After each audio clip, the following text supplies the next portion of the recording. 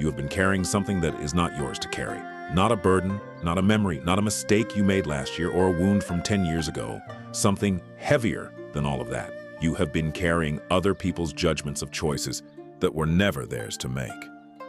And there is one story, told in Zen monasteries for over 1,000 years, that will show you exactly how heavy that weight is, and exactly how to set it down.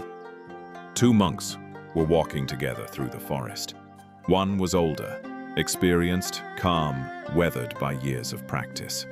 The other was young, eager, devout, strict in his observance of every monastic rule.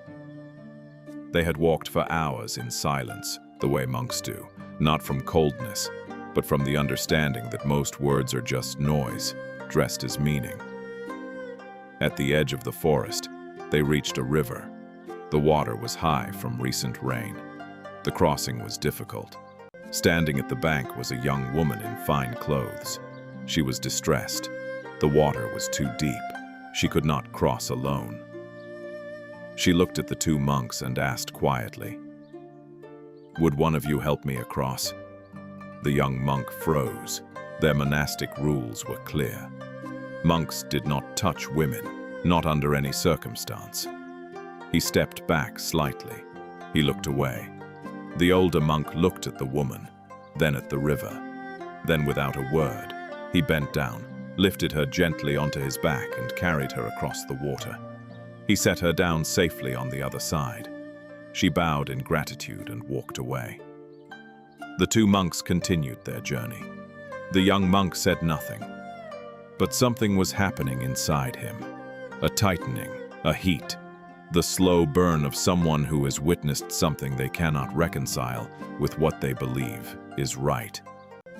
He walked with it for 1 hour, then 2, then 3. The silence between them was no longer the clean silence of monks walking in awareness. It was the crowded silence of a mind that cannot stop. Finally, after 3 full hours, the young monk could hold it no longer. He stopped walking.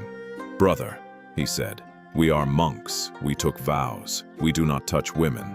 How could you carry her like that? How could you break our sacred rules?" The older monk walked a few more steps. Then he stopped. He turned around slowly. He looked at the young monk with eyes that were not angry, not defensive, not ashamed, just clear. "Brother," he said quietly, "I set that woman down at the river 3 hours ago." He paused. "Why are you still carrying her?" The young monk had no answer, because the truth was already landing before the question finished. He had been the one carrying her, not on his back, in his mind for 3 full hours. Through every step, through every breath, through every moment of their shared silence, he had picked up a weight that was never his, and he had carried it with absolute devotion.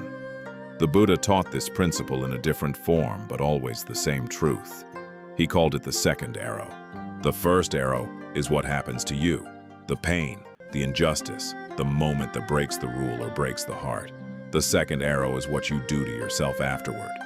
The replaying, the retelling, the rehearsing of arguments in a conversation that ended hours ago. The carrying. The first arrow is often unavoidable. The second arrow, the one you fire at yourself, is always a choice. Think about what you are carrying right now. Not at the river, not in the moment it happened, but here, now, today. The conversation from last week, you keep rewriting in your head. The person who judged you for a choice that was yours to make. The room where you felt too small. The words someone said that you gave more of your life to than they ever deserved. You set none of it down. You carried it across the river. You carried it through the forest. You carried it home. You carried it into your sleep. You carried it into today. And it is not yours. It was never yours. The older monk did not justify himself, did not explain himself, did not defend his choice to anyone who was not there. He acted from his deepest nature. He set the woman down, and he walked forward. That is the entire practice. Act from your truth. Set it down. Walk forward. Whatever you are still carrying from a river you crossed long ago. You have the monk's permission to set it down now, not because it did not matter, but because you do. One breath, one mind. Set it down. If this story found you at the right moment today, thank you for spending this time with Breath Mind.